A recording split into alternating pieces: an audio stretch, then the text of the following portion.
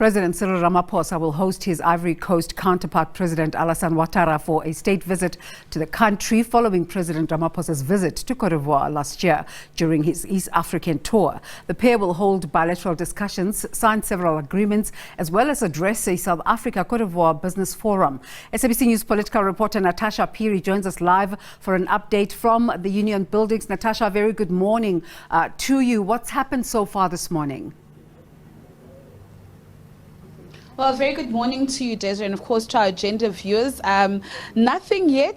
The proceedings will start shortly, I understand. Of course, I can see a number of cars. I wonder which minister is actually coming up this side. But of course, this is, as you've correctly cited, for that all-important state visit where President Cyril Ramaphosa will be hosting his Ivorian counterpart, Mr. Alassane Ouattara. Just before, the ministers come up, let me just also interact with my colleague, Kaeli Kumalo, on this all-important state visit. Kaya, earlier on, we were just talking, about the relations between the two countries, bilateral relations, political, economical, and so forth. And we know that the portfolio of, the South African investment in Côte d'Ivoire is actually growing rapidly. And this is through a number of companies, South African companies like MTN, like Standard Bank and Chartered Bank. Well, that's right, Natasha. So purely because there's a political will to make sure that these businesses are able to seize the opportunities, especially because the Ivorian economy, you look at the macroeconomic, status, it's been growing, exponentially, notwithstanding some of the challenges presented by COVID-19. They have been able to deal with the impact presented by the pandemic, but also because, you're dealing here with the largest cocoa producer and so many other opportunities as well. You look at the sectors, petroleum, the issue of fuel in South Africa. Which is a very important one, Kaya, especially because our fuel prices are very high now. Very much so, Natasha.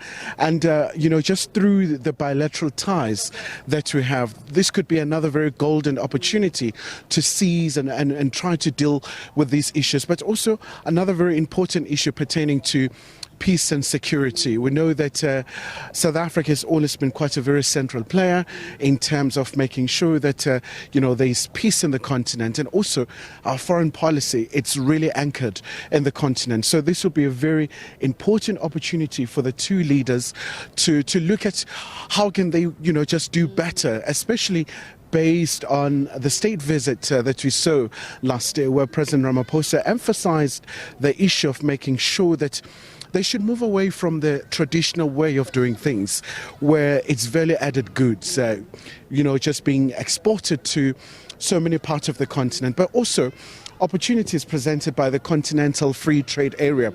We know that this is a third largest economy in West Africa. So by all accounts, it does have a very important role to play. They can always tap into South Africa's expertise, the issue around energy as well. We know that for some time we've been battling with the issue of rolling blackout. There could be just another way, the MOU, issues of transport. There's a direct flight from Johannesburg to Abidjan, so it's quite easy for the business community to work together. You talk about the main drivers of the Ivorian, economy, cocoa, which is used to make chocolate, which I love very much. Cashew nuts as well, Kaya. Agriculture. Very much so, especially because they've been working so hard in diversifying the economy and making sure that they look at other streams as well, issues around infrastructure as well, expanding it so that it's easy. But also more about the issue of trying to do away with the challenges around the imbalances of intra-Africa trade. So this is one of the ways of trying to amplify that particular issue.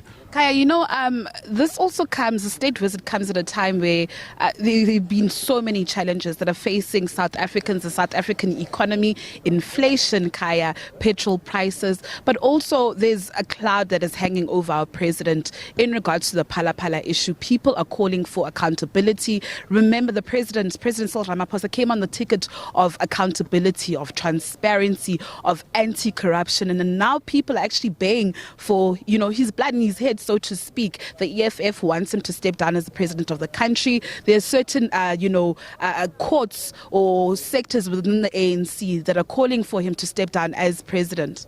Well, very much so. So it is a very challenging time for him, especially because quite a lot of answers that are still needed. During the course of the press briefing, Natasha, with you guys, with the team, you'll have an opportunity to ask those very pertinent questions so that, he's able to take the nation into his confidence. But apart from that, you look at the delegation that is here with President Ouattara, quite a number of portfolios, the mining sector, a very special portfolio. We're just talking off air about the Ministry of Solidarity and Fighting Poverty. Such a very fascinating concept. And we know also with the issue of fighting corruption, it's a very central issue as well. Apart from that, there's quite a significance attached to this state visit. It's the first one for President Ouattara, and it's going to be quite a long one. He's going to go to Robben Island at some point to see former President Mandela's cell and be able to also speak to the business community in South Africa. Opportunities presented through the South Africa Côte d'Ivoire Business Forum. Yeah, absolutely. And definitely that's also a very important aspect that we do understand our colleagues, the economics desk, will be handling later on tonight, of course. But you speak of a very important and interesting ministry in Côte d'Ivoire, that ministry that is tasked to fighting poverty. Do you think that as South Africans we could take notes from the Côte d'Ivoirians in that regards and possibly, set up our own ministry like that? I think, through the social development department, we do have quite a number of areas of trying to cushion the impact. Given the very bad record that we have, that we are the most unequal society. This could be such a very good ministry, but then others would question the issue of corruption. Do we have the right checks and balances in terms of trying to alleviate any sort of issues that may just crop up? But otherwise, the idea is very fantastic, especially because, we have these common problems. Oftentimes, we talk about the triple challenges of poverty, inequality, and many, absolutely. So it could really present a lot of things, because then you'll have a minister who will be held accountable in terms of making sure how we're fast-tracking, how we're dealing with these core priorities. And just moving to the program of today, I think both you and I can't wait for the pomp and for the ceremony to begin, the 21 gun salute as well. Very much so, especially because, when you look at the 21 gun salutes, Natasha, there's something of prestige where heads of state visiting the country is coming here. And you can really see, it's a hive of activity here. You can see the members of the South African National Defence Force. They're here to make sure that everything just goes according to plan. Also, there will be an award bestowed to President Ouattara. Like there was one with President Cyril Ramaphosa last year? Absolutely, where he was called the Great Warrior, and he was given this chieftaincy. Chief Dwasaha. There you go, that's the one. But something that is very important, Natasha, especially because we know when you look at South Africa's foreign policy, there's a clear emphasis around economic integration, regional cooperation as well. So this is very important as well, especially because there was a clarion call that was made by President Ramaphosa to the business community when he was speaking to the black industrialists, when he was saying they shouldn't just look within South Africa, they should look beyond. There's quite tons of opportunities available. It's a matter of making sure that the environment is conducive.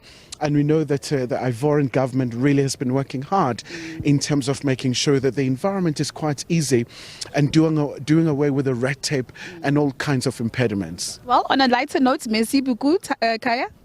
Merci, mademoiselle.